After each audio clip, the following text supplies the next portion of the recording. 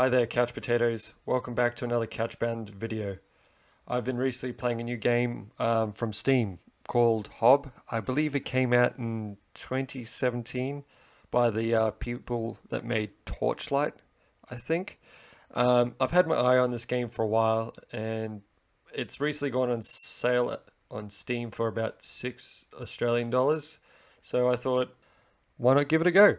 I wanted to try something a little bit different today. Instead of waiting till I've finished the game to release a full review, I thought I'd give a first impressions video a chance. Give a few of my thoughts and opinions on the game so far. Normally I would record my voice after writing a whole script, but instead today I would, just be a bit more off the cuff, and you could probably hear that in this audio now. But that should be enough. Let's get into it. It opens up with a robot releasing a little red hooded character from behind a big mechanical door. It's kind of hard to tell what he is. He's like mechanical looking. It's a bit hard to describe him. I presume this guy's called Hob, or is Hob the robot? Can anyone actually tell me? It's kind of hard to know which one is Hob, as the game loves to show rather than tell. Which is pretty evident throughout the entire game. There hasn't been too many story beats, but the main thrust of the story is, let's say the red dude is Hob. Hob finds himself being tainted with some kind of corruption, and in order to save him, the robot chops off his arm. It's pretty brutal. You even get to see the little dude's arm as he's being carried away, like just sitting on the ground.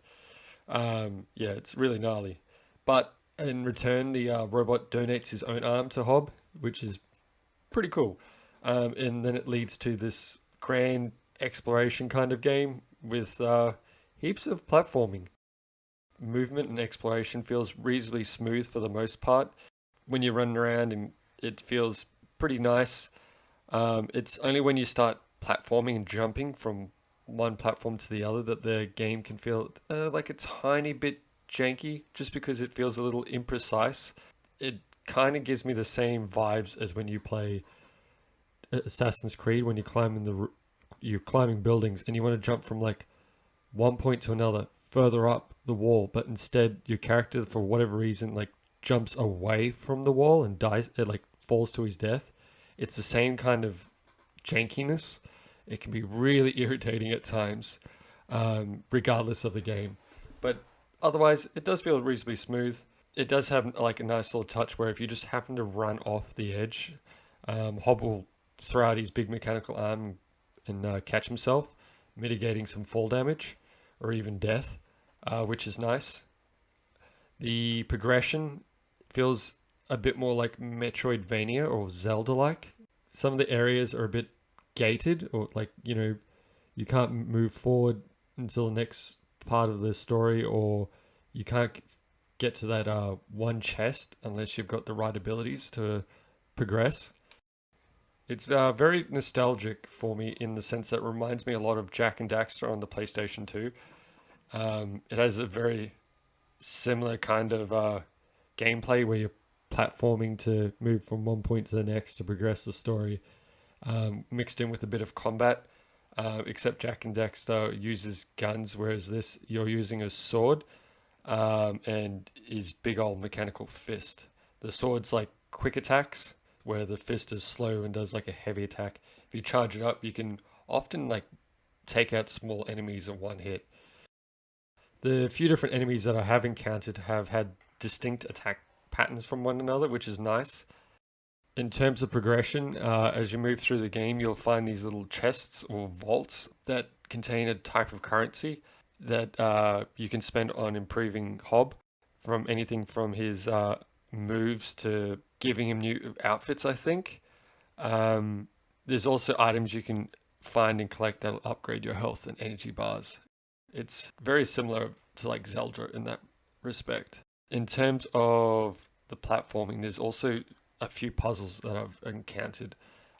Sometimes they've left me stuck on how to move forward. It's not so much that there's backtracking that you need to do.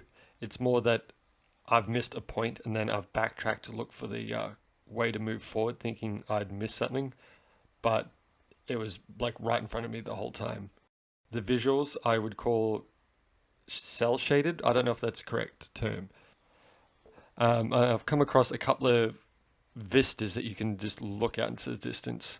As Hob dangles his legs and looks out into the distance, it's pretty cool. I get a feeling that that'll lead to an achievement if I find all those. Audio, on the other hand, is a little interesting as I don't know if there's any actual music, like there's no back soundtrack that I can really hear. It's more like you're hearing all the machines whir, clank, and like wheeze as you move around through the world.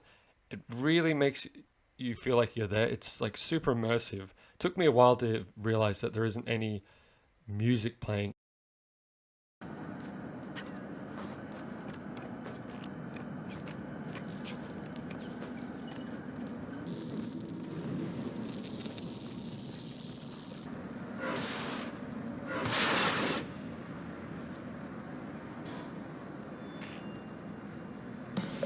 From the first couple of hours of playing this game, I would recommend this to anyone that's played Jak and Daxter or any of the Zelda games. And with that, I think I've said everything I needed to cover today. If you've enjoyed my first impressions video, maybe leave a comment. What was good about it? Feedback is always welcome. Thanks for your time, and stay comfy, couch potatoes.